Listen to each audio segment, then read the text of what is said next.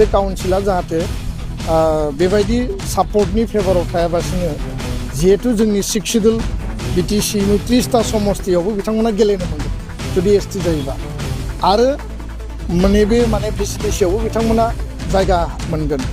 assembly आरो parliament Kokrajhar लकसभायाव बिथांमोना गेलेनो मोनगोन अब्ला जोंनि अस्तित्वआ मा जागोन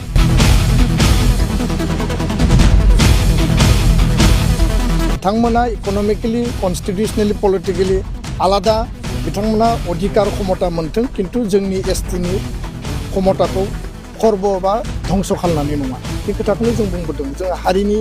बिरोधि नङा जों रावबो हारिखौ हिंसा खालाया किन्तु जोंनि एक्जिस्टिं राइट्स प्रिभिलेज कनस्टिटिउसनेल आरो पलिटिकेल राइटखौ धंस खालामनाय खामानिखौ जाहाथे सरकारा मावा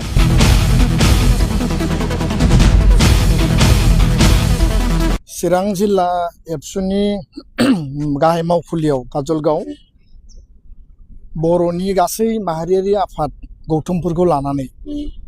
बर' थुनलाइ आफादनिफ्राय जागायनानै ट्राइबेल संघ अल आसाम ट्राइबेल संघ UBPO बर' समाज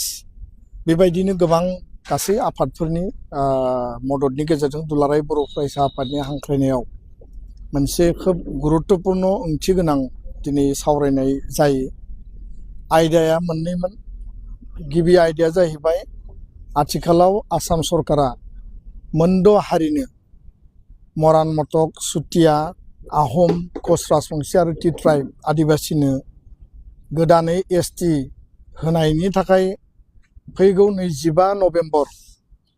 2025आव आसाम बिधान सभायाव जि मोनसे प्रस्ताब लाबोनायनि गेजेरजों आरो बिथांमोनखौ एसटि थिसननायनि थाखाय भारत सरकारनो जि मोनसे रिकमेन्डेसन हरनायनि जि मोनसे प्रि प्लान बा बिथांमोना हाबा मावबाय थादों आरो सारा आसाम नाङै मोनद' हारिनि गौथुमफोरा आफादफोरा हारि नाङै जि सोमावसारबाय थादों बे समाव दुलाराय बर' फरायसा आफाद आरो बर'नि गासै माहारियारि आफाद बर' हारि हिसाबै जों जिहेतु एबसुआ ट्राइबेल संघ आरो गासै मिसिं राभा टिवा सनवाल कसारि टेङाल देउरि कार्बि डिमासा मोन 14 एसटिनि आफादफोरा coordination committee of tribal organisation of Assam सिसिटवा हिसाबै बिगार आमब्रेलायाव जों बे इस्युखौ लानानै सिडिउलिं इस्युखौ लानानै जों जिहेतु होबथाबाय थादों आरो जोङो बादा होदों स्टेन्ड लादों जे कुनु कारनाव जे आथिखालनि थाखानाय एसटिफोरनि जिखिनि राइट्स एन्ड प्रिभिलेज कनस्टिटिउसनेल जिखिनि प्रभिजन जोंनि पलिटिकेल राइट मोनथाम 6 शिड्युलनि जे ट्राइबेलनि 6 शिड्युल बिटिसि बिटिआर बा कार्बि आंलं डिमा हासाव आरो अट'नमास काउन्सिल बिनि पलिटिकेल राइट बिनि पन्चायत बिनि भिसिडिसि बिनि जि दायो MCLA बबेबा MACआव जेनेरेल मेम्बार बा कार्बि आंलं डिमा हासाव बेफोरनि जि पलिटिकेल राइट एसेम्बलि आरो पार्लियामेन्टआव थाखाबाय फारसेथिं नों एडमिशननि बेलायाव मेडिकेल इन्जिनियारिं कलेजाव साख्रि बाख्रिनि बेलायाव स्कुल कलेज इउनिभार्सिटिनि एडमिशननि रिजार्भेशननि बेलायाव जों जिहेतु गासै दिगजों इक'नमिकेलि जोङो ससियेलि पलिटिकेलि कनस्टिटिउसनेलि जोङो जिहेतु धंस जालांगोन बेखायनो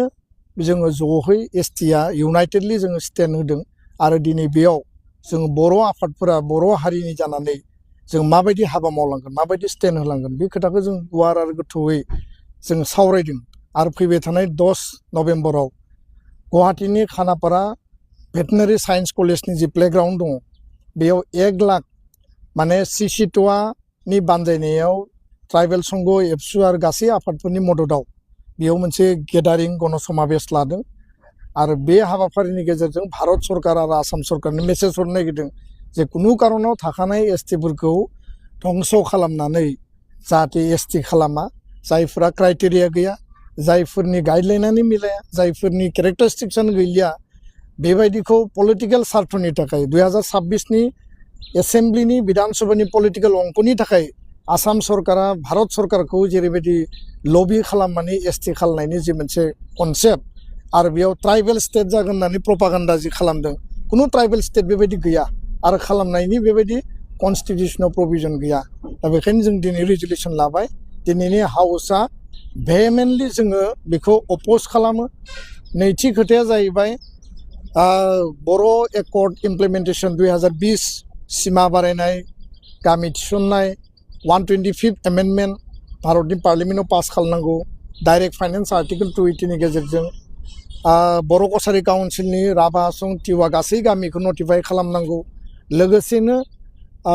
कार्बि आंलंनि एसटि हिलनि मर्यादाखौ होनांगौ स्कुल प्रभिन्सियेलाइजेसनखौ माने डिसेम्बर दाननि बा नभेम्बर दाननि सेसनाव बिल लाबोनानै बेखौ मावफुंनायनि खोथा सरकारा होदोंमोन फारसेथिं हा हु होनांगौ फरेस्ट राइट एक्ट 1500 कोटी थाखानि इनफ्रास्ट्राक्चार डेभेलपमेन्ट मावनांगौ जेलाव थानाय एनडिबि बिथांमोनखौ हगारनायजों लोगोसे केस उइथड्र खालामनांगौ बे गासै एजेन्डाखौ लानानै जों गाबोनो गासै जिल्ला हेडक्वार्टाराव रेली फर इमप्लिमेन्टेसन अफ बड' एकर्ड 2020 जों लादों आरो 20 आरो 21 तारिखआव गोदान दिल्लीयाव जों कन्स्टिटिउसन क्लाबाव जों सेमिनार लादों 10टा सिख सेडुलनि लिडारफोरखौ जों लिंहरगोन आरो लोगोसे 21 तारिखआव जन्तर मन्तराव धरना लादों बे गासै हाबाफारिफोराव जोंनि माहारियारि आफाद गौथुमफोरनि मदद जोंहा हास्थायदों रायजो राजानि मदद हास्थायदों आरो बे जाफुङोब्ला बिटिसि बिटिआर बे सिख सेडुला मोर एम्पावर्ड जागोन बर' कसारि काउन्सिला पलिटिकेलि एम्पावर्ड जागोन कार्बि आंलंनि एसटि हिला जायोबा बर' हारिया पलिटिकेलि कन्स्टिटिउसनेलि बिथांमोना सिकिउर जागोन आरो बे मोनथाम दाबियाबो बड'फानि दाबिमोन आलादा रायजो बिनि आधाराव दिनै सिख सेडुल जों मोनबाय सिख सेडुलनि सिमाखौ बारायनांगौ कन्स्टिटिउसनेल क्षमताखौ बारायनांगौ आरो नीलाचलनि जायगायाव बर' कसारि काउन्सिल जाबाय कार्बि आंलंनि एसटि हिलनि मेटारा दाबो दङ दा बेखायनो बे गासैखौबो लानानै जों खौसे हाबा मावलांनो थाखाय दिनै थांखि लादों जोङो लिगेलि सुप्रिम कर्टआव जुदि फाइट खालामनांगौ जायो बेखौबो मावगोन आसाम सरकार बिटिआर सरकार आथिखालनि बिटिसि सरकार हाग्रामा महिलारि बिथांखौबो जों लोगो हमगोन दिनै जों सावरायदों आरो जाहाथे काउन्सिला बिनि सायावबो स्टेन्ड लायो खारन थांनाय समाव काउन्सिला बेखौ सापर्ट खालामबोदों माने राजबंशी आरो आदिबासीखौ एसटि खालामनायाव सिक्स कमिउनिटि एसटि खालामनायाव बादा गैया जों समर्थन होयो होननानै काउन्सिला बुंबोदों आरो दिनैनि हाउसआव जों सावरायदों जे काउन्सिला जाहाथे बेबायदि सापर्टनि फेभाराव थायाबासिनो